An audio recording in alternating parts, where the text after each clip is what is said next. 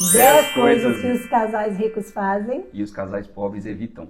A primeira delas é falar sobre dinheiro. Aqui em casa a gente sempre conversa sobre dinheiro, nós temos um dia fixo para poder falar. E é o dia 13, nós não somos atleticanos, mas é o dia 13.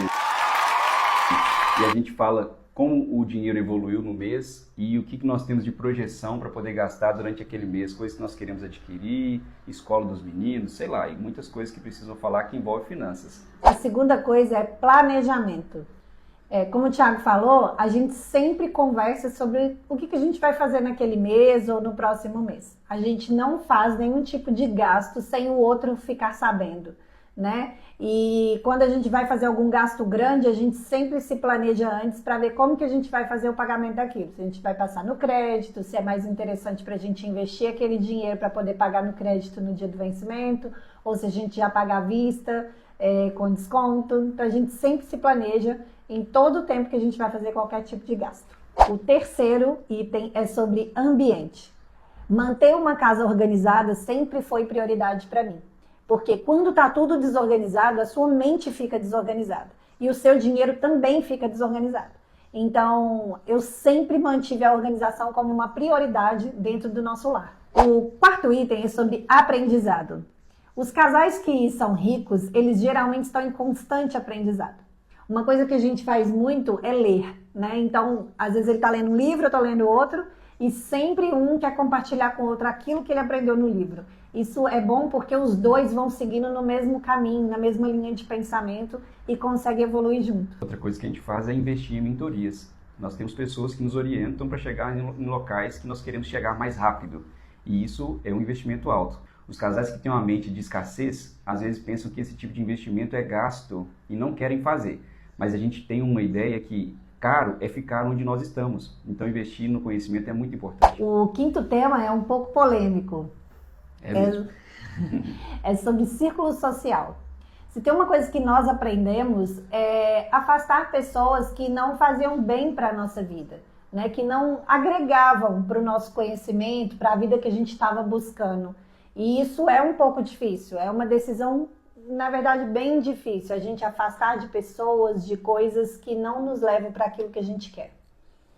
Tudo na vida é decisão, escolha. E de verdade, algumas pessoas ou situações que te trouxeram até aqui provavelmente não vai ser o que vai te levar adiante. E tem pessoas que não entendem isso e às vezes é necessário fazer a escolha de deixar alguns ciclos de amizade, alguns ciclos de convivência para trás. Mesmo que isso doa. Não quer dizer que você vai deixar de ser amigo, deixar de gostar da pessoa ou daqueles locais. Mas às vezes vai ter que fazer uma escolha de não frequentar mais aqueles locais para você conseguir evoluir de onde você está para onde você quer ir.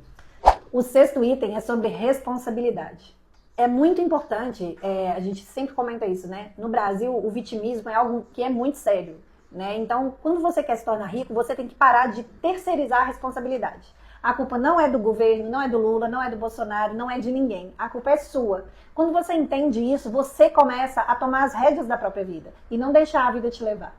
E importante também pensar o seguinte, a responsabilidade é minha e nem sempre vai dar certo. Ninguém acerta o tempo todo. Muitas pessoas multimilionárias e com todo o sucesso que a gente possa imaginar, já quebraram, fracassaram, erraram, mas isso não quer dizer que elas vão continuar ali, dentro do erro. O Napoleão Hill ele fala muito isso, né? Todo fracasso traz junto com ele a oportunidade de um aprendizado maior ainda.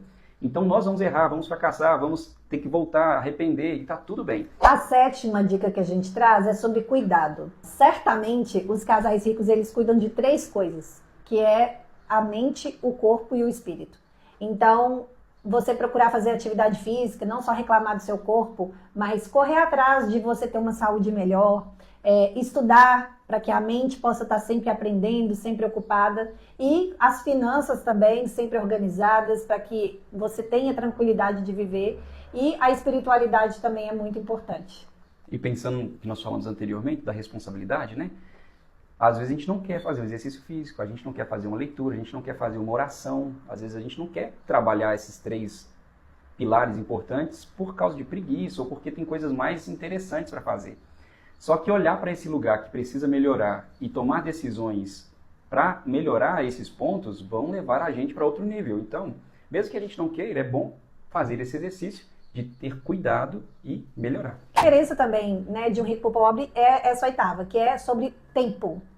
O rico geralmente usa o tempo com sabedoria. Ele usa o tempo dele sempre para poder produzir. E já o pobre, ele é aquele que está sempre sendo espectador.